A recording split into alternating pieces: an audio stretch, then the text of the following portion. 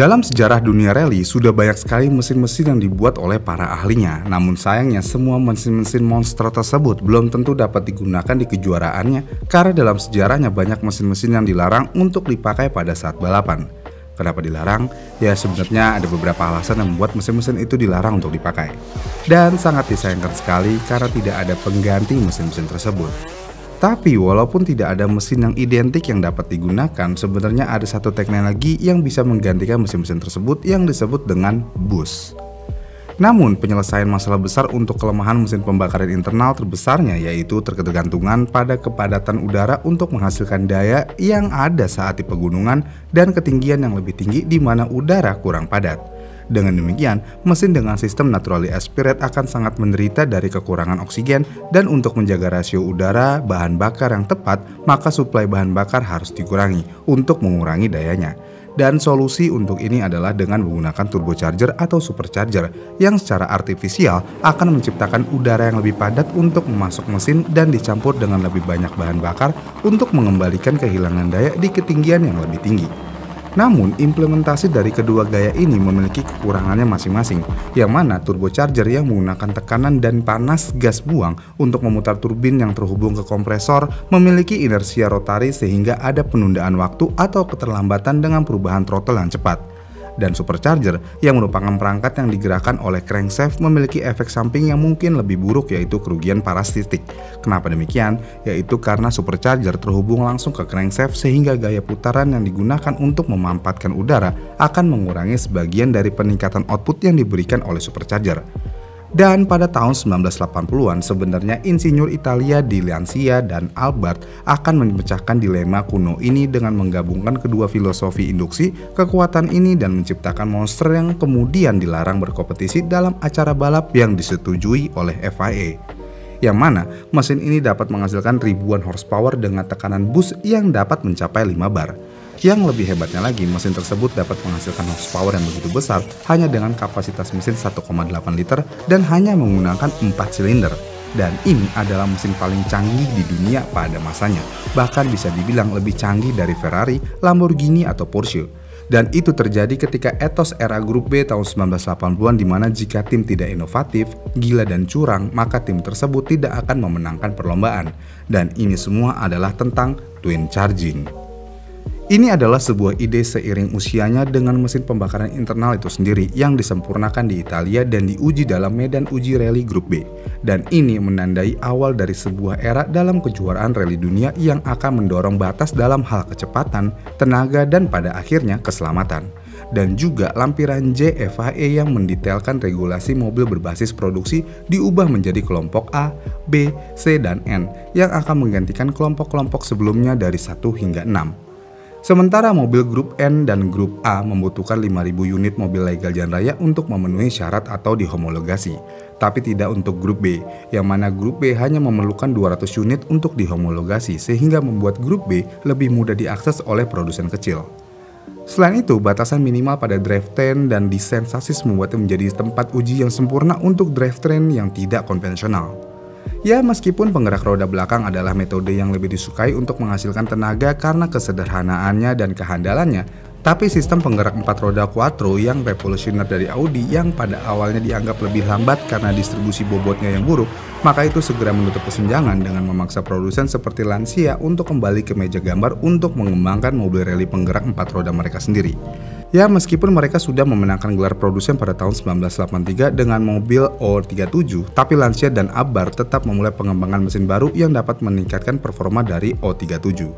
Kemudian displacement mesin ini sangat penting bukan hanya untuk tenaga tetapi juga untuk struktur kelasnya, karena grup B menerapkan faktor ekuivalensi 1,4 pada mesin dengan induksi paksa untuk menjaga persaingan yang lebih adil bagi mesin naturally aspirate.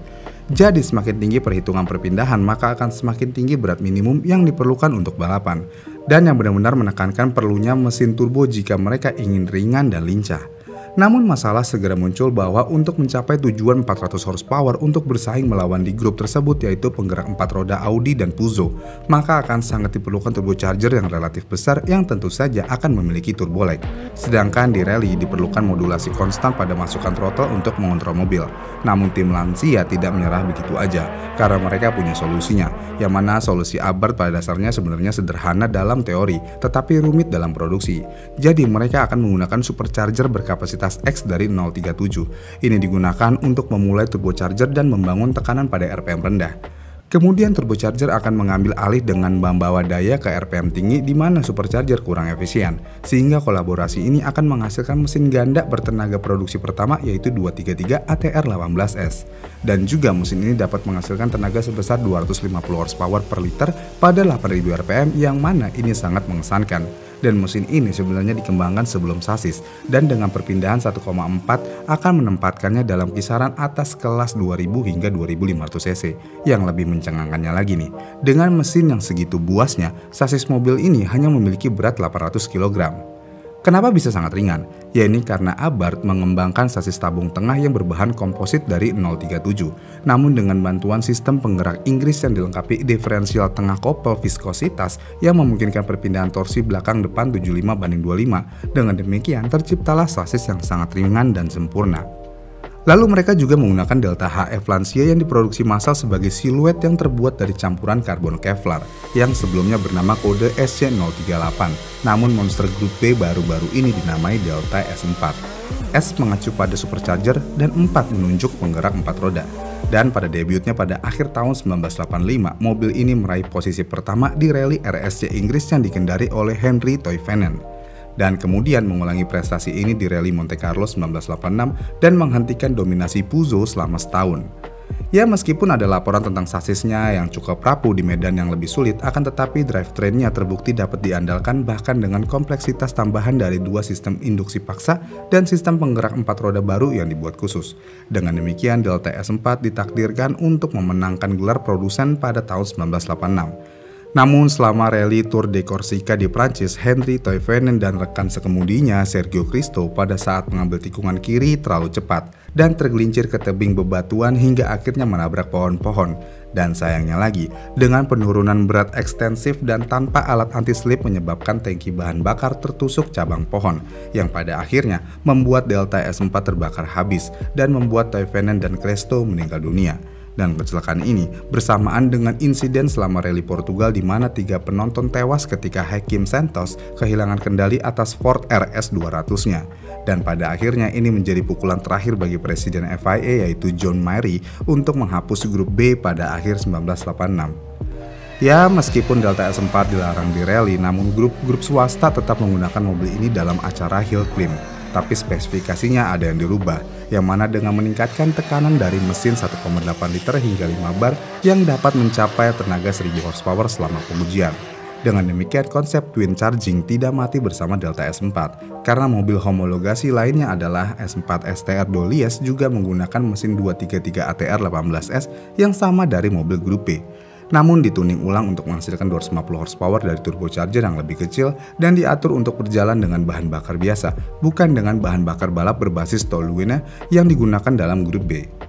Ya, filosofi twin charging juga diadopsi oleh kandidat yang tidak terduga yaitu Nissan pada tahun 1987, yang mana Nissan meluncurkan mobil homologasi khusus bernama Mars Super Turbo, yaitu mobil ekonomi berpenggerak roda depan yang menggunakan supercharger dan turbocharger secara sekuensial untuk mengatasi efek turbo lag pada mesin 4 silinder inline 930 cc-nya. Dan supercharger ini juga memberikan tekanan 0,7 bar hingga 4000 rpm, di mana secara elektromagnetik dilepas dan turbonya akan mengambil alih dengan meningkatkan tekanan dari 1 bar hingga 6500 rpm. Dan mesin kecil M0A09 ERT yang berkapasitas 930 cc ini dapat menghasilkan 108 horsepower dan mampu membawa Mars Super Turbo ke kecepatan 100 km per jam dalam waktu kurang dari 8 detik. Ya, meskipun tidak mencapai kesuksesan besar di rally grup A, namun mobil homologasi ini adalah mobil produksi twin charge sejati, tidak seperti batch kecil dari Delta S4 Stradale. Namun pada awal tahun 90-an popularitas twin charge mulai meredup, terutama karena kemajuan pesat dalam desain turbocharger dan sistem kontrol. Karena saat pembalap melepas pedal gas, ECU akan menunda pengapian sekitar 40 derajat dan memperkaya campuran bahan bakar sehingga akan menyala setelah titik mati atas saat katup knalpot terbuka dengan membawa panas dan tekanan intens melalui manifold knalpot langsung ke turbo.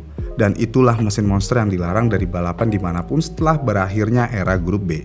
Bagaimana menurut kalian? Komen di kolom komentar di bawah ya. Jika kalian suka dengan video ini, kalian bisa like dan subscribe channel ini dan sampai jumpa di video selanjutnya.